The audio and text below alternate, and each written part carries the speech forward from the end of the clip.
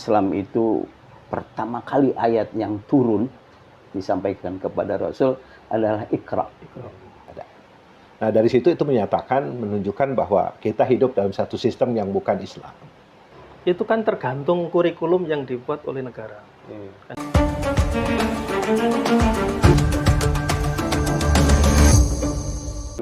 Assalamualaikum warahmatullahi wabarakatuh. Waalaikumsalam warahmatullahi wabarakatuh. Ya, Sobat Muslim, kembali kita berjumpa dalam podcast Bincang Peduli bersama Forum Sinergi Muslim. Alhamdulillah, pada kesempatan ini kita dari Forum Sinergi Muslim bisa bersilaturahmi untuk membicarakan salah satu hal yang sangat penting dalam kehidupan kita.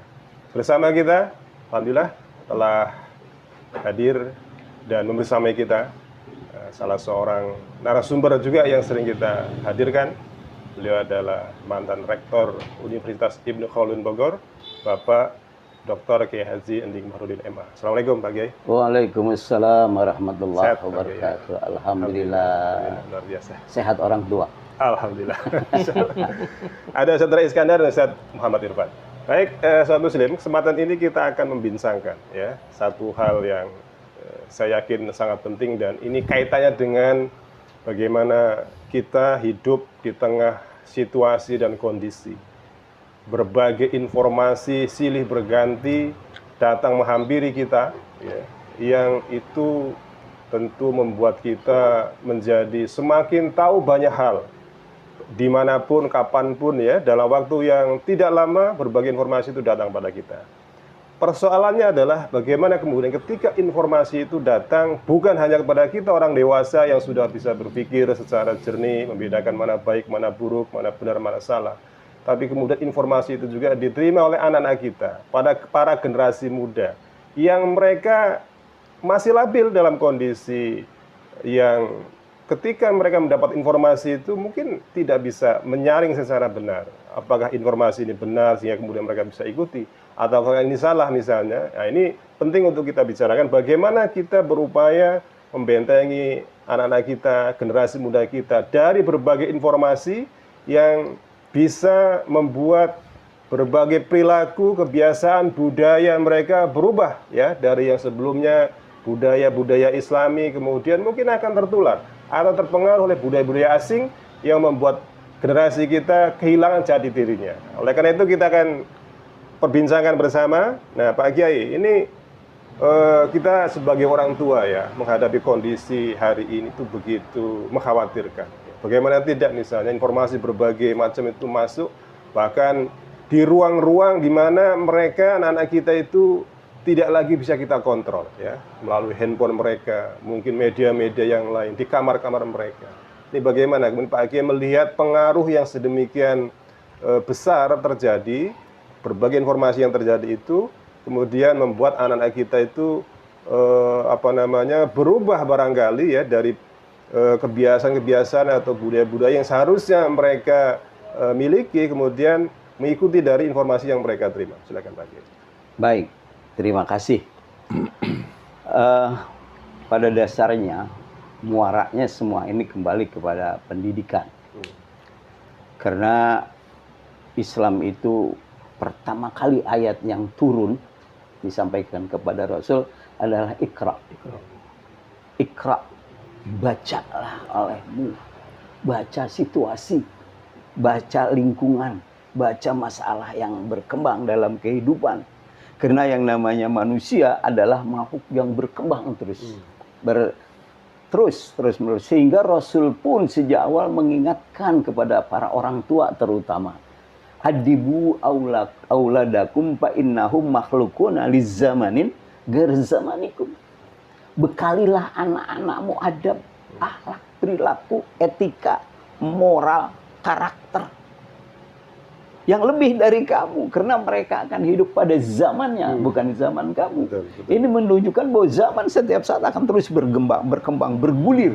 Ya sekarang anak-anak itu informasi yang dia terima justru bukan cuma dari orang tua dan gurunya.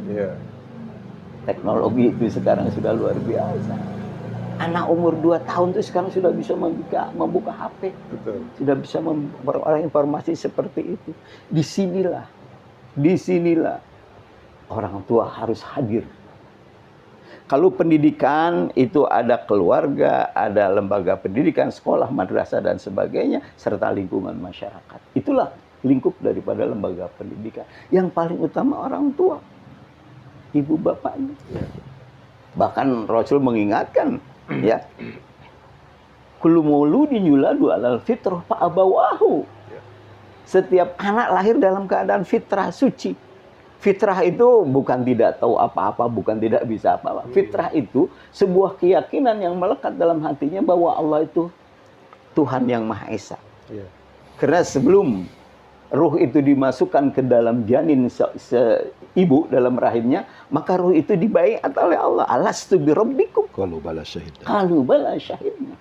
Apakah engkau bersaksi bahwa aku adalah Tuhan? Qalu bala syahidna. Aku bersaksi. Hanya engkau adalah Tuhan. Itu fitrah. Maka ketika dia sudah lahir dalam lingkungan Pak Abawahu, ibu bapaknya lah yang mengubah anak itu menjadi Yahudi, Nasrani, Majusi, atau apapun. Pak Abawahu. Nah, saya kembali, jadi ini semua kembali kepada orang tuanya. Karena orang tua pertama dititipi oleh Allah. Putra lahir dalam keadaan fitrah, ya, tapi kemudian dibekali potensi-potensi yang ada, ya, karena anak lahir tanpa tahu apa-apa. Gitu. Tapi oleh Allah diberi bekal ya, sam'a wal absar wal afidah. Itu kan, itu potensi yang bisa anak itu sehingga nanti bisa memahami, mampu menangkap informasi-informasi yang datang kepada mereka.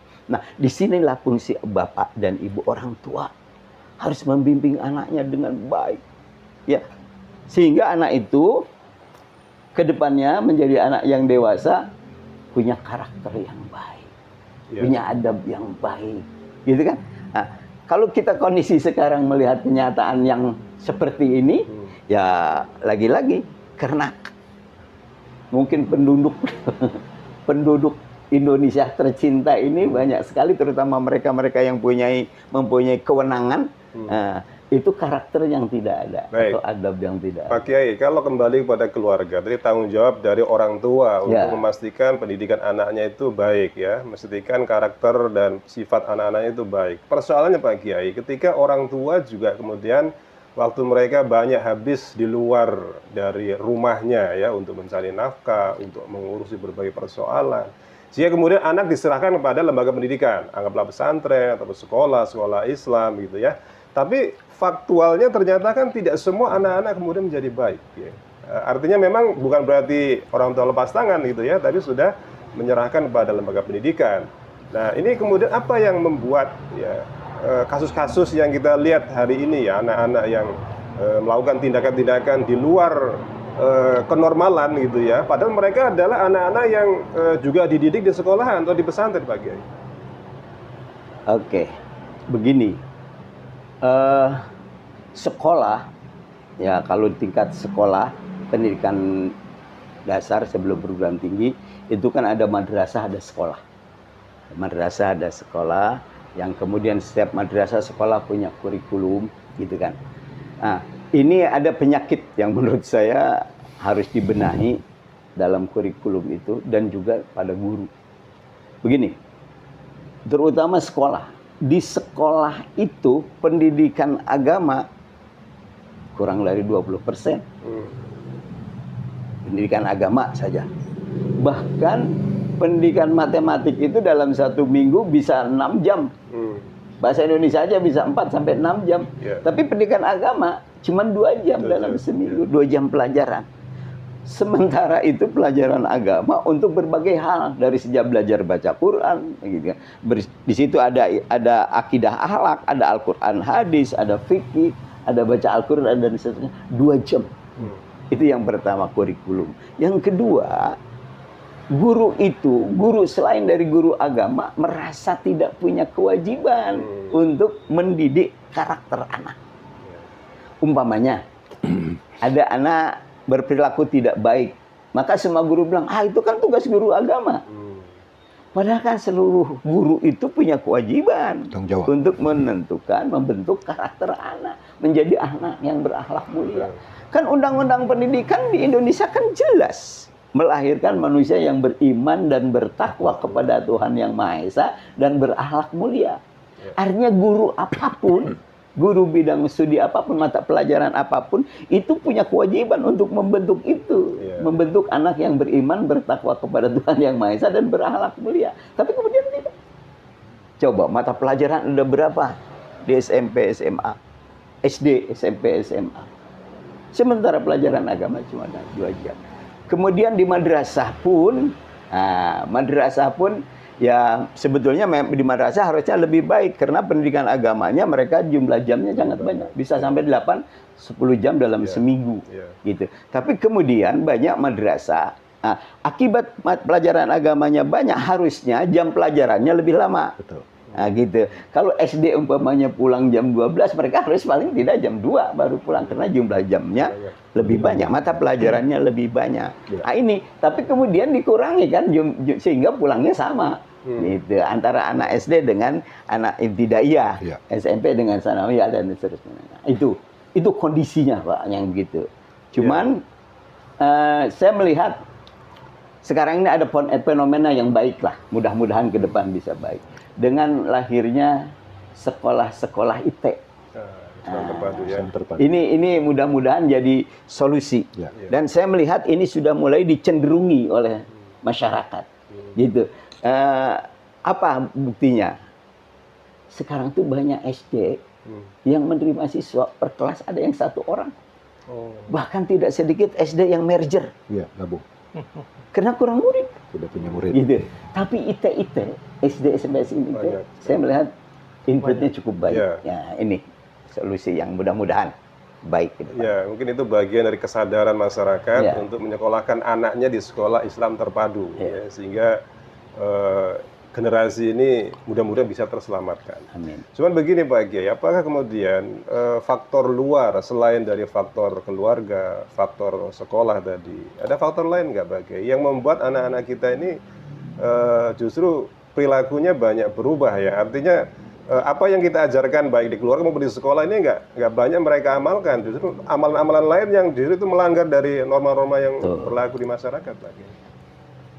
Ini ya tadi informasi tidak ada yang tidak bisa diketahui oleh anak SMP ke atas, sudah bisa menangkap informasi.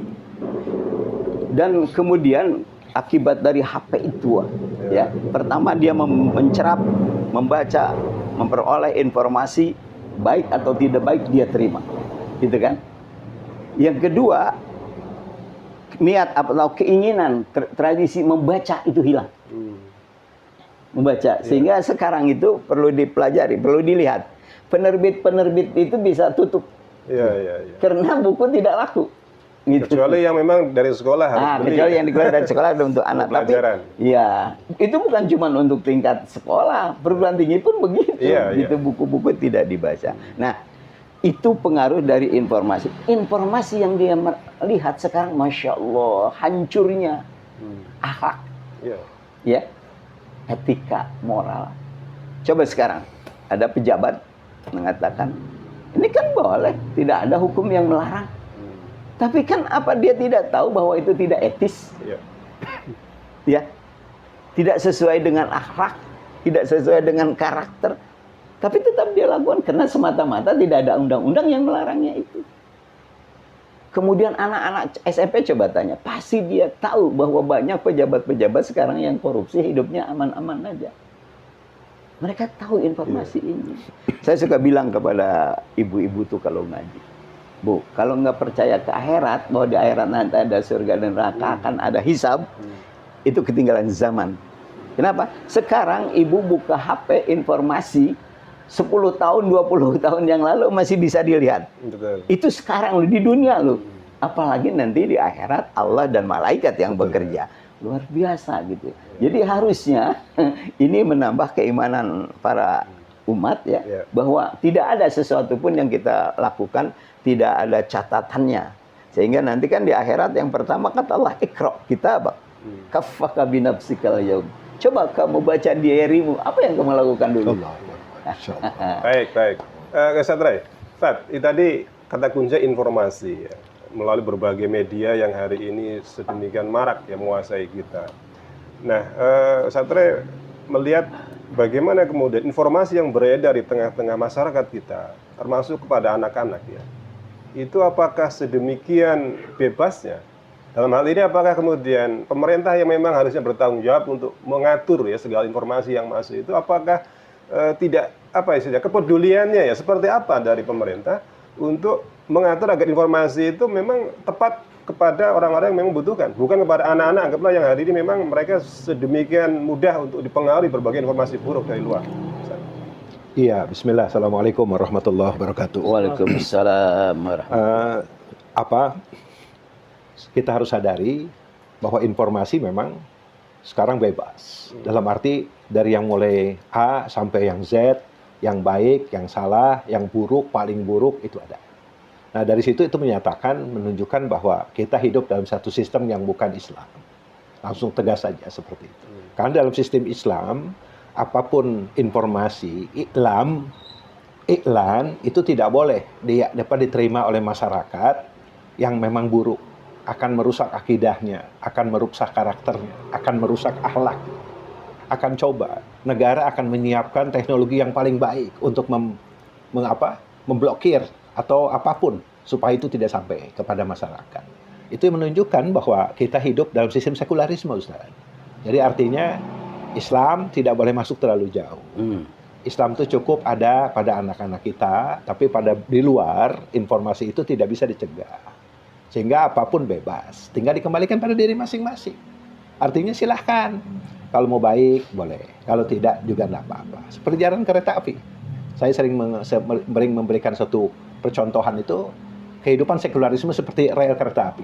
Ada yang baik, ada yang tidak. Silahkan dipilih. Aneh kan? Gitu. Harusnya kehadiran negara memfilter tadi. Mencoba menghilangkan, malah bukan hanya memfilter, menghilangkan akses hal-hal apapun yang bisa diambil oleh peserta didik. Tidak hanya peserta didik, yang tidak sekolah pun bisa masuk ke sana. Kenapa tadi? Karena posisi tadi kehidupan ini diatur tidak dengan Islam, sehingga yang ada adalah aturan yang lain. Artinya apa? Sekularisme itu sudah ada di tengah-tengah kehidupan kita.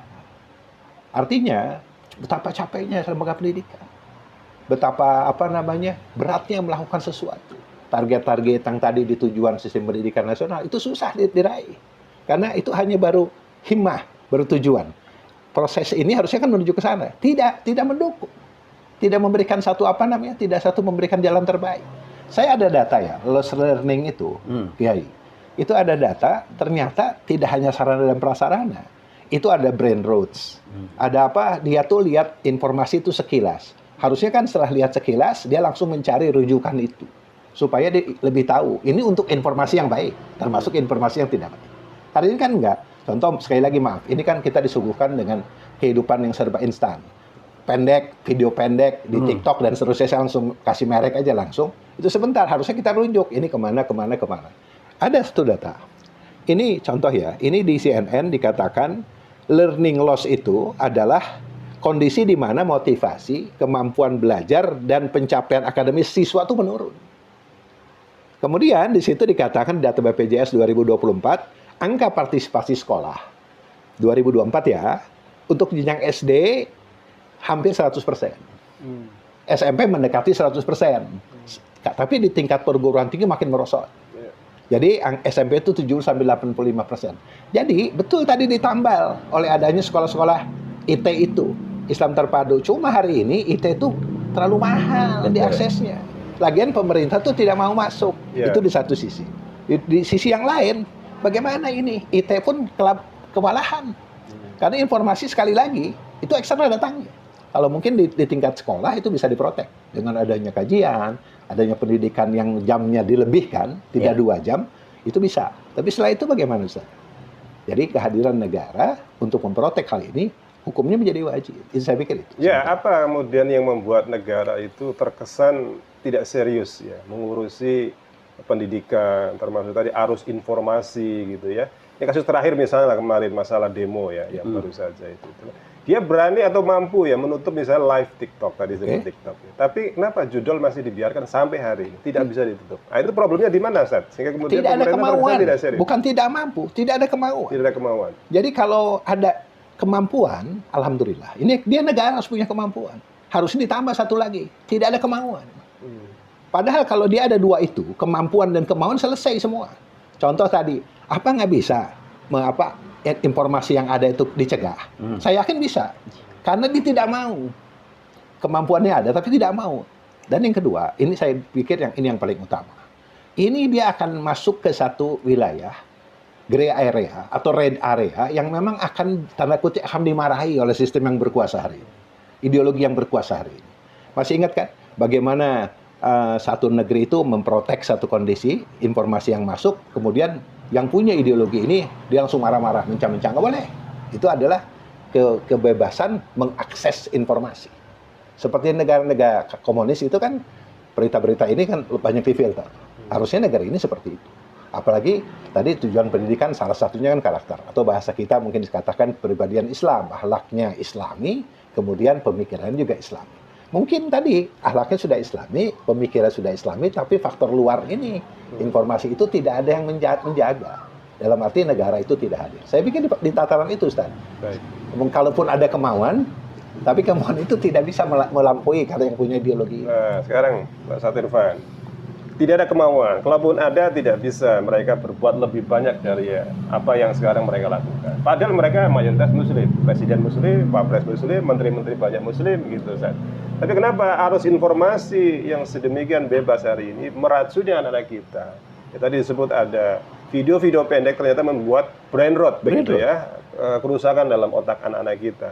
Jika kemudian mereka cenderung ya lebih emosional, ya dikit-dikit mudah marah, bahkan kadang dengan orang tua suara lebih keras daripada orang tuanya, gitu ya. Ini apa yang membuat negara tadi tidak mau, walaupun mereka mayoritas Muslim, dan harusnya mereka bisa untuk melakukan pencegahan ya dari awal sehingga kemudian anak-anak kita terselamatkan, Ustaz. Ya, kalau kita lihat dan kita telaah lebih lanjut ya, sebenarnya urusan pendidikan itu kan bukan hanya urusan orang tua, bukan hanya urusan individu, tapi juga urusan lingkungan, dan lebih jauh adalah urusan negara. Karena keberhasilan yang paling optimal, paling luar biasa itu ada di negara. Karena negara itu akan mempengaruhi sosial, akan mempengaruhi juga individu. Jadi kalau individunya baik, negaranya tidak baik, dia akan kelibas dengan ketidakbaikan negara. Nah, kalau kita tengok, jadi misalkan contoh sekarang, sekolah itu kan tergantung kurikulum yang dibuat oleh negara. Kan itu. Makanya kemudian keberhasilan pendidikan itu sangat tergantung dari negara. Nah, sekarang kita tengok lebih jauh. Memang Indonesia itu mayoritas Muslim, masih di atas 80%. Tapi sistem yang diberlakukan di Indonesia, ideologi yang diberlakukan di Indonesia, itu bukan ideologi Islam. Jadi tidak inline antara mayoritas Muslim dengan pendidikan Islam. Karena pemerintah hari ini, diakui atau tidak, itu menerapkan ideologi kapitalis. Menerapkan ideologi yang tidak berbasis kepada Islam. Ideologi kapitalis itu apa? Ideologi yang menganut asas kebebasan. Ideologi yang dimotivasi oleh materialisme, kapital, materi. Nah, jadi artinya yang dikejar oleh individu-individu, di arrangement oleh negara, itu adalah materi kebebasan. Itu akan sangat jauh lagi dari nilai-nilai pendidikan Islami. Karena kalau dalam pendidikan Islami, yang diatur itu bukan hanya baik di duniawi, tapi juga baik nanti sampai akhirat. Sementara dalam ideologi kapitalis demokrasi, yang diatur adalah bagaimana memperoleh materi sebanyak mungkin. Bagaimana kebebasan itu bisa dijalankan seluas-luasnya. Maka dalam konteks itu, yang tadi disebut misalkan arus informasi itu mengalir deras ke penduduk yang tidak terfilter, tidak tertata dengan baik, karena di balik pemerintah itu ada kekuatan-kekuatan kapital. Kekuatan kapital itu yang kemudian mengendalikan negara ini harus seperti apa. Seperti arus informasi itu kan dikendalikan oleh perusahaan-perusahaan besar informasi. Seperti platform informasi hari ini misalkan ada sosial media, TikTok, ada Instagram, ada WhatsApp misalkan. Nah, semua itu basisnya adalah ideologi kapitalis. Tidak ada satupun platform itu yang kemudian berbasiskan Islam. Walaupun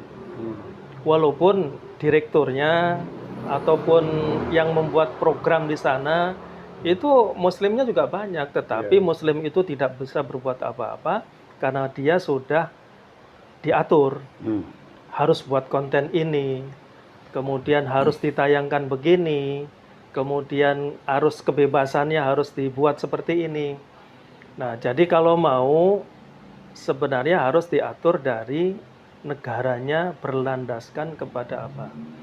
Ini kalau nanti kiai kita mengkaji di perguruan tinggi Islami ya, itu kan sangat jauh berbeda. Apa yang pernah dilakukan oleh Rasulullah zaman Daulah Islam, mulai dari Rasulullah, kemudian para khalifahnya dan seterusnya. Pendidikan itu kan memang langsung diatur oleh kepala negara. Di zaman Rasul langsung oleh Rasul, zaman khalifah oleh para khalifah. Kemudian turunannya itu jelas. Jadi apa yang harus diajarkan? Harus diajarkan memang ada dua ya. Ilmu tentang din, ilmu tentang umum. Kan gitu loh. Tapi ilmu tentang umum itu belum boleh dipelajari kalau dinnya belum menyeluruhkan gitu loh, belum punya pondasi yang kuat. Jadi artinya anak itu akan dididik dengan pondasi akidah yang kuat dulu, baru kemudian diberikan informasi-informasi umum. Nah, kalau terkait dengan informasi umum seperti yang tadi sudah dijelaskan, itu kan menggunakan alat ya. Misalkan handphone, ini kan alat sebenarnya. Jadi negara bisa ngatur sebenarnya. Kemudian menggunakan jaluran komunikasi itu kan didesain oleh orang. Itu pun juga bisa diatur gitu loh. Jadi pemerintah itu punya kewenangan untuk mengatur tentang alat dan juga mengatur instrumen tentang bagaimana cara informasi itu sampai kepada masyarakat. Baik.